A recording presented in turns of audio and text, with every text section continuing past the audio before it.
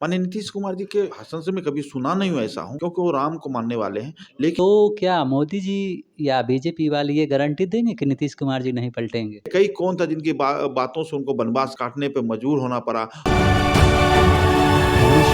आप देख रहे हैं तीसरा पक्ष न्यूज़ नेटवर्क। आज हमारे साथ हैं राकेश जी, बीजेपी के प्रवक्ता। देखिए, बिहार के मुख्यमंत्री माननीय नीतीश कुमार जी के साथ हमारा नेचुरल अलायंस अब हो चुका है, पहले भी था।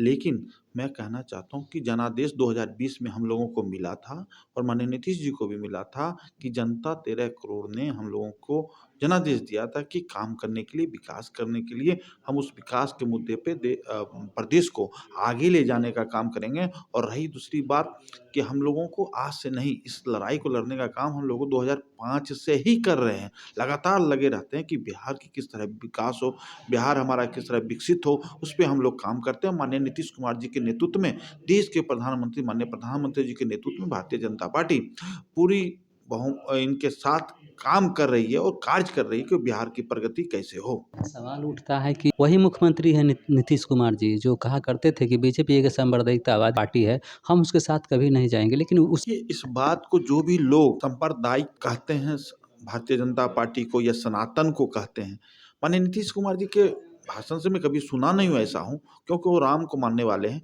लेकिन जो लोग आज नई एक आवाज आ रही है बिहार के अंदर और देश के अंदर कि सांप्रदायिक, आज सनातन को आप सांप्रदायिक कहते हैं।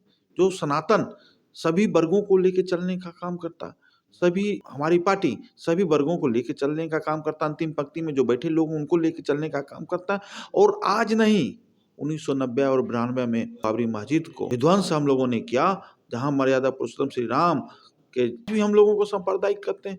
आप बताइए, देश के प्रधानमंत्री 10 साल हो गए, 10 साल से कौन से सांप्रदायिक काम उन्होंने किया? कोई ऐसा है तो नहीं लग रहा कि कोई सांप्रदायिक क्या, हिंदू, मुस्लिम, सिख, ईसाई सभी इस देश में सुरक्षित हैं और अच्छे से देश में माननीय प्रधानमंत्री जी के नेतृत्व में सभी देशवासी, सभी 140 करोड़ जनता खुश हैं। और अंतिम पंक्ति में बैठे लोगों के लिए गरीब कल्याण योजना हो, चाहे सड़क बनाने की योजना हो, चाहे हम लोगों ने एम्स बनाने की योजना हो, लोगों के स्वास्थ्य की चिंता करने की योजना हो, चाहे गरीब तबके के लोगों को विश्वकर्मा योजना की हम लोगों ने चिंता किया, रेहड़ी पटरी वाले के लिए चिंता किया।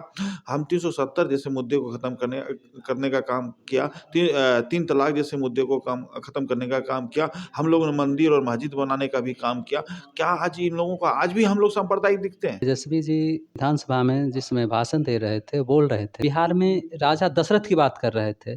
तो बताइए सर कि बिहार में दशरथ कौन है और कैकेयी कौन है? जिन्होंने हमारे प्रदेश के तेजस्वी प्रसाद यादव जी ने, तेजस्वी जी ने कहा, तो बड़ी दुर्भाग्यपूर्ण बात है।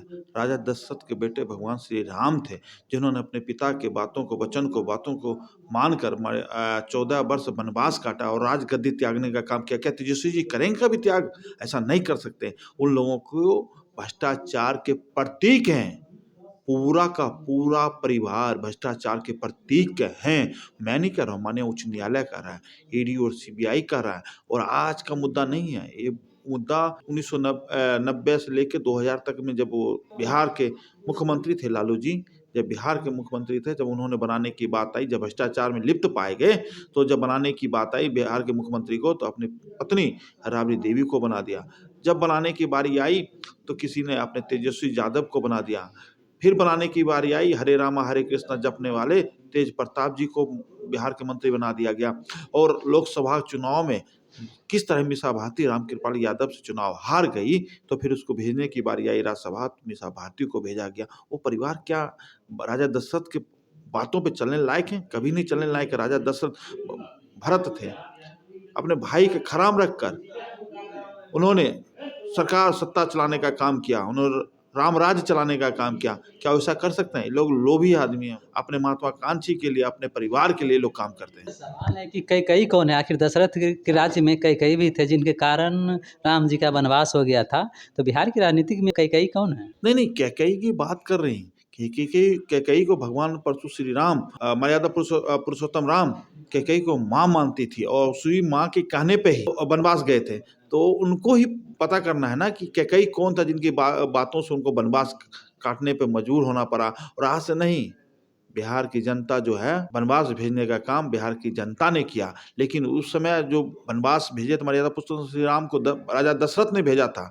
लेकिन वो समय और आज के समय में बहुत फर्क है। जनता का मिजाज था कि इनको वनवास भेजा जाए, ये बिहार को चलाने लायक नहीं है। कहते हैं कि मोदी जी हैं तो मुमकिन है, मोदी जी गारंटी देते हैं और गारंटी के जो देते हैं गारंटी वो पूरा होता है। कहते हैं ना आप लोग कि मोदी जी की ये गारंटी है, तो क्या मोदी जी या बीजेपी वाले ये गारंटी देंगे कि नीतीश कुमार जी नहीं पलटेंगे? देखिए, माननीय नीतीश कुमार जी की गारंटी 18 सालों में उन्होंने काम किया, देश नहीं, प्रदेश नहीं, देश नहीं, विश्व जानता है कि नीतीश कुमार जी ने काम किया है। जिस तरह बिहार में जंगल राज था उसको खत्म करके सुशासन बाबू के नाम से जाने जाते थे। लेकिन आज जिस तरह कह रहे हैं कि मोदी जी की गारंटी है, तो नीतीश जी के भी काम की गारंटी है। 7 निश्चय 1 आया था, 7 निश्चय 2 आ रहा है और उस 7 निश्चय 2 भी चल रहा है। नल में जल, जल में नल कैसे हो, कैसे किस तरह विकास हो, उस पे उनकी चिंता रहती है। अंतिम पंक्ति में बैठे हुए लोगों का गरीब कल्याण का कैसे हो, उसकी चिंता रहती है। तो माननीय नीतीश कुमार जी को लगता है कि हाँ, डबल इंजन की सरकार होगी, बिहार का विकास होगा।